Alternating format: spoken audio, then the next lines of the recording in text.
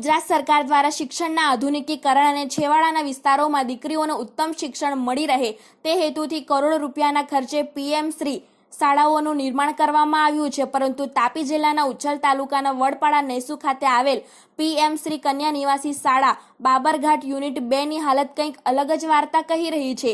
આ શાળાની ભવ્ય ઇમારત પાછળ અંદાજે 22 કરોડ રૂપિયાનો તોતિંગ ખર્ચ કરવામાં આવ્યો હોવાનો દાવો થઈ રહ્યો છે, પરંતુ વાસ્તવિકતા એ છે કે અહીં નિવાસ કરતી દીકરીઓને પીવા કે નહાવા માટે પૂરતું પાણી પણ મળતું નથી। છેલ્લા 1 મહિનાથી આ ગંભીર સમસ્યા હોવા છતાં તંત્ર ઘોર નિંદ્રામાં હોય તેવું જણાઈ રહ્યું છે।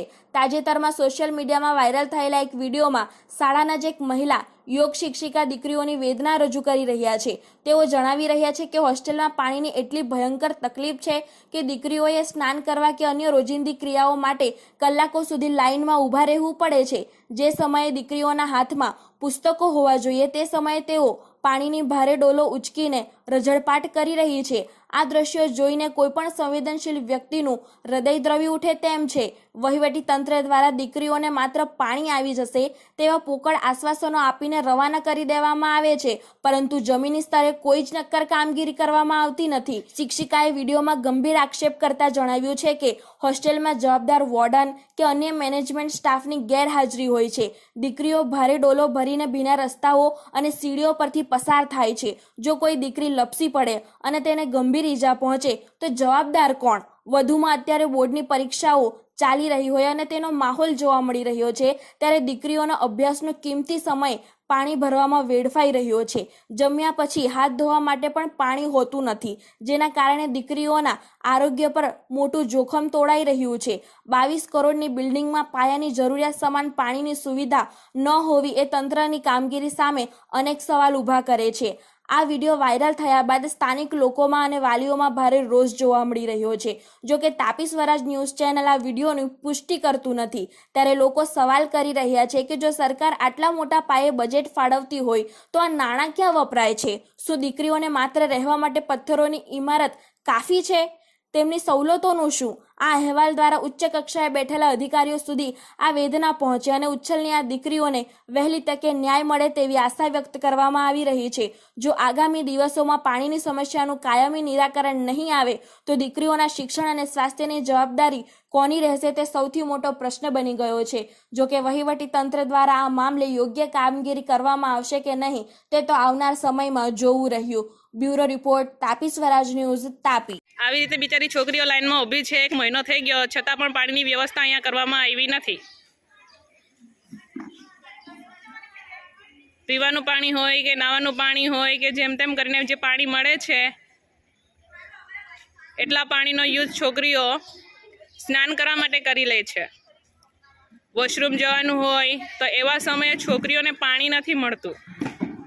1 મહિનો થઈ ગયો ત્યાં સુધી આ પીએમ શ્રીની છોકરીઓ હજુ સુધી પાણીથી તકલીફો વેઠી રહી છે, પણ જિમ્મેદાર વ્યક્તિએ હજુ સુધી કંઈ પણ જાતનું પગલું લીધું નથી। અને અત્યારે બોર્ડની પરીક્ષાનો માહોલ છે તો છોકરીઓ વાંચન માટે જાય કે પાણીને શોધખોળમાં જાય એ સમસ્યા છે। ટીપે ટીપે પાણી આવે છે એ પાણીનો પીવા માટે પ્રયોગ કરે છે। વાંચવાના સમયે આવી રીતે છોકરીઓ પાણીની લાઈનમાં ઊભી હોય છે।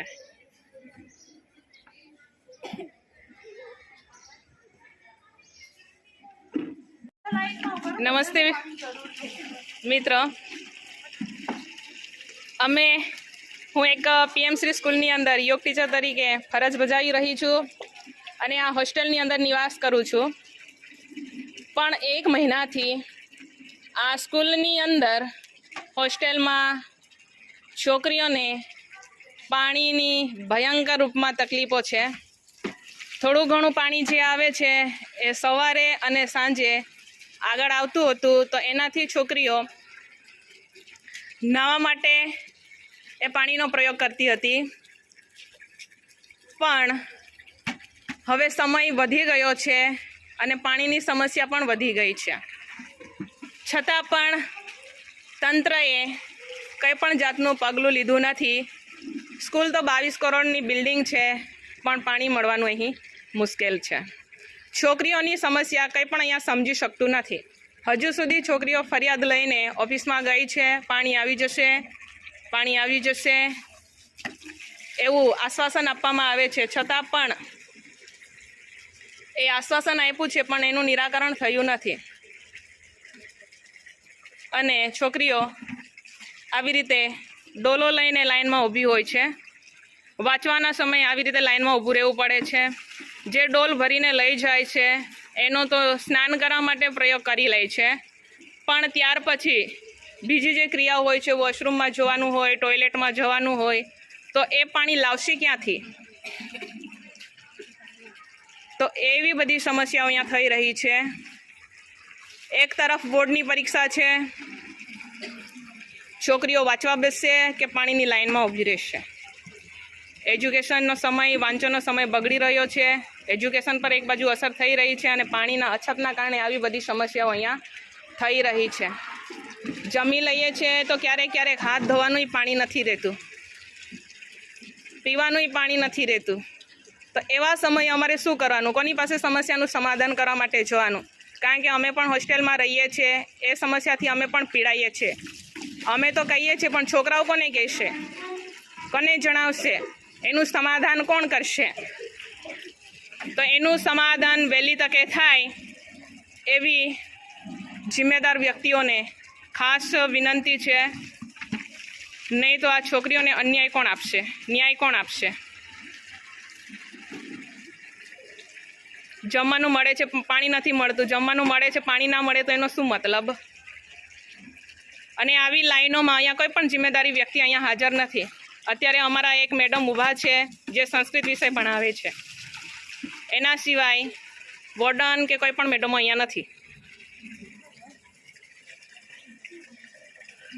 અમે પણ ટીચર છીએ, અમે પણ નયા નથી. બ્રશ નથી કર્યો, બ્રશ કરવાનું પાણી નથી મળતું.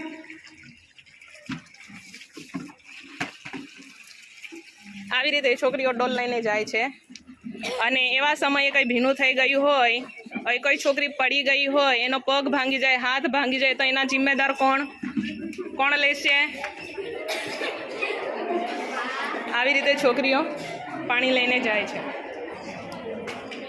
આવી રીતે પગથિયા પર ચડે છે ડોલ લઈને. આવી તકલીફો છોકરીઓ વેઠી રહી છે અહીંયા.